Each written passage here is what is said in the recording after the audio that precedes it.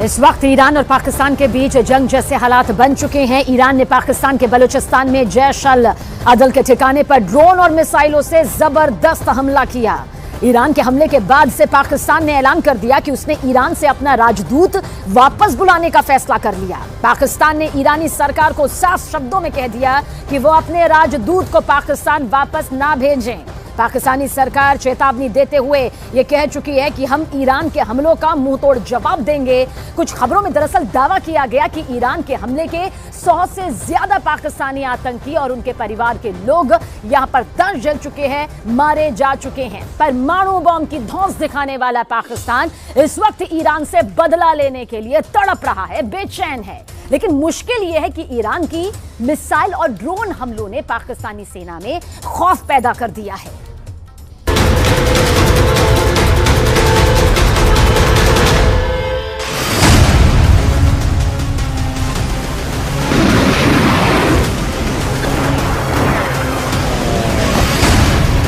दुनिया भर के वॉर एक्सपर्ट्स इस बात से हैरान हैं कि आखिर ईरान ने सिर्फ 24 घंटे के अंदर इराक और पाकिस्तान में हमलों को अंजाम कैसे दे दिया।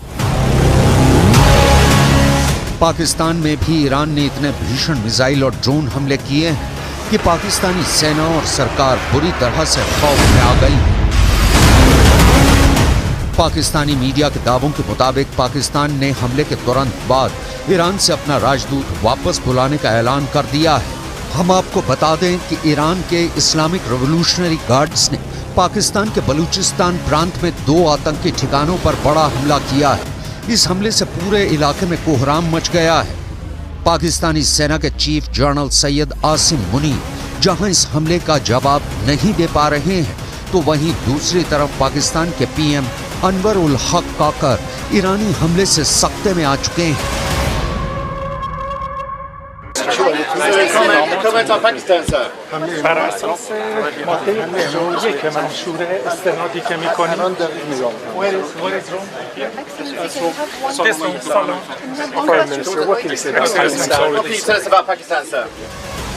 ईरान ने पाकिस्तान में घुसकर बलूचिस्तान में हमला किया है।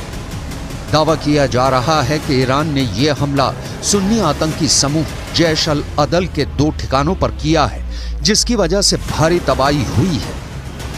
कई रिपोर्ट्स में दावा किया गया है कि पाकिस्तान में हुए ईरानी हमले में 100 से ज्यादा लोगों की मौत हुई है। जरा देखिए यह हमला कैसे हुआ।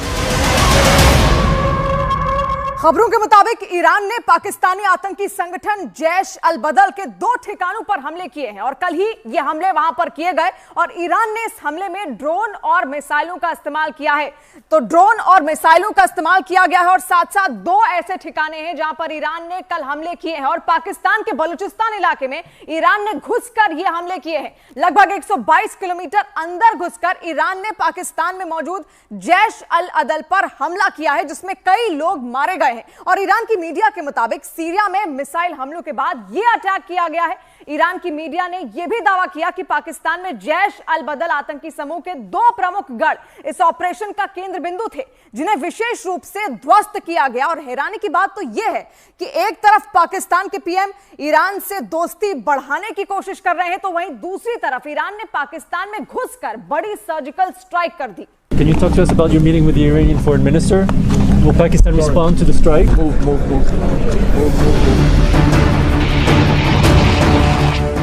पाकिस्तान पर ईरान के एयर स्ट्राइक के बीच एक बड़ी खबर आई है। ईरान के हमले से ठीक पहले पाकिस्तान के केयरटेकर प्रधानमंत्री अनवर उल हक काकर की मुलाकात ईरान के विदेश मंत्री हुसैन अमीर अब्दुल्लाहियन से हुई थी।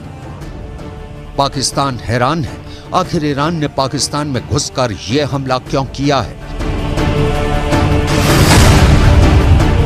हम आपको बता दें कि पाकिस्तान के प्रधानमंत्री अनवर उल हक काकर की मुलाकात ईरान के विदेश मंत्री हुसैन अमीर अब्दुल्लाहियन स्विट्जरलैंड के दावोस में हुई थी।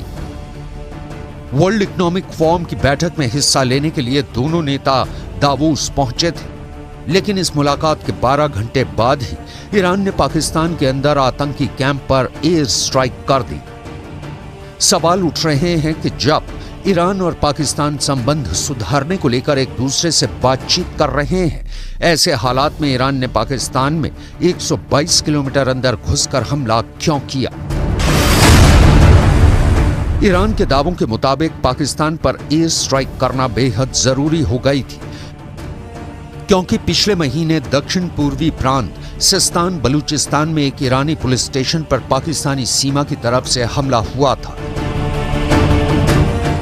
इस हमले में 11 ईरानी पुलिस अधिकारियों की मौत हो गई थी।